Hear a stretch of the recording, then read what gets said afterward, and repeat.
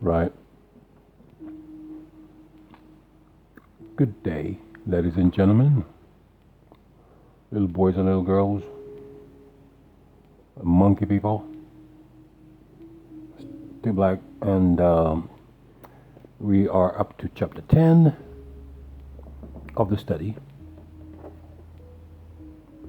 And at this point, for those who may have missed the previous show or the previous talk, what happened is the ship, the master of the ship, lived for a very long time, supposedly 900 and 600 something years, and then he finally gave up.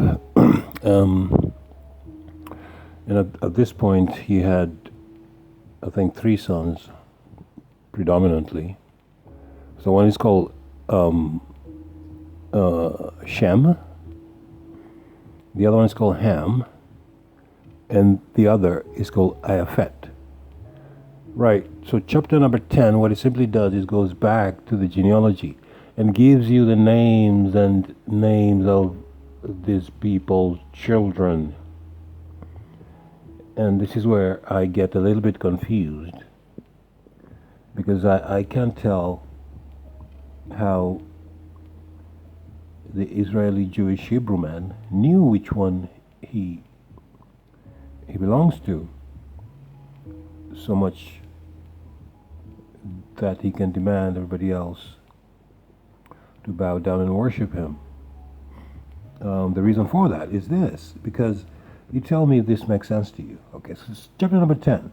It says the generations of Noah and the sons of Ayaphet, the sons of Ham, Nimrod, the first monarch. Oh, Nimrod, that's the first monarch. Nimrod. And sons of Shem, right? So here we go. So now these are the generations of the sons of Noah. So Shem, Ham, and Ayaphet, and unto them the sons born after the flood. So these are the characters who came into play after the flood. So the sons of Ayaphet are Goma and Magog. I've heard something called, is it Gog and Magog? Maybe it's the same or maybe it's not. But there is the sons of Ayaphet. Okay, so Goma, Magog, Madai, Ayawan, Tubal, and Meshik, and Tyrez. Okay, and that's not the end of it. It carries on. Now the sons of Gomar are Ashkenaz. Okay, Ashkenaz. That name's familiar. Because as far as I heard, I probably have to confirm this, so don't quote me on it. That's the guy in the cave, right? That's the guy who came out of the cave and gave people a hard time, and he's been doing it ever since. Maybe, I don't know, I'll confirm that. But yeah, Ashkenaz, Rif, Hath, Togama. And then the first one, the Ayuan, he's got his own sons, Elisha, Tarkish, Kittim, Dodanim. But these were the isles of the Gentiles divided in their lands, every one his tongue, after their families in their nations. So these are Gentiles. Okay? And the sons of Ham, those are the Cush, right? I can relate to Cush, because I'm Al Kelbulan, and Cush are the people next to me, so I know about them. My heritage is out of Al Kelbulan, and around the area known as Lake Sango. That's where my people come from, and that's next to Cush, so I know about that. And Mizraim and Phut and Canaan. Oh, Canaan, I've heard about that. And the sons of Cush were Sheba and Maulah and Sabta and Ramah and Sabtecha, and the sons of Ramah, Sheba, Dedan. And the Cush begot Nimrod, and he became to be a mighty one in the earth. He was a mighty hunter before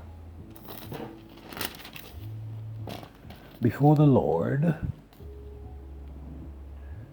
Oh, wherefore it is said, even as Nimrod, the mighty hunter before the Lord. Whatever that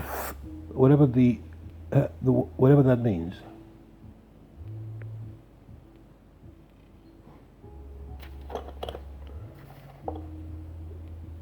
Yeah.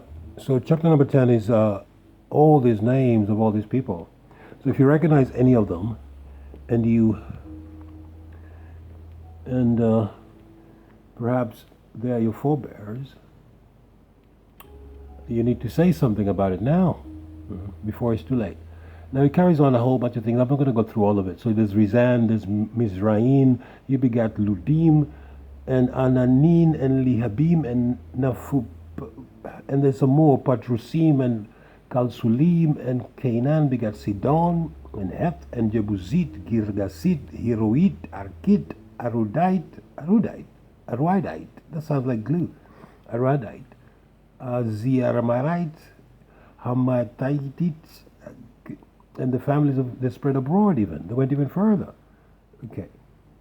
And the border of the Canaan was in Sidon, and thou came the Gerar and the Gaza, and those out of Sodoma and Gomorrah and Admah and Zibuin and Shem and Elam and Ashru, Asrafat, Aruda, Aram, Hul, Geta, Mash. Well, it carries on for a long, long time with all kinds of names and who begat who and who begat who. And finally, hopefully the action is going to carry on again. I don't know what's going to happen now because the flood was the action. Now these people are just begetting each other. And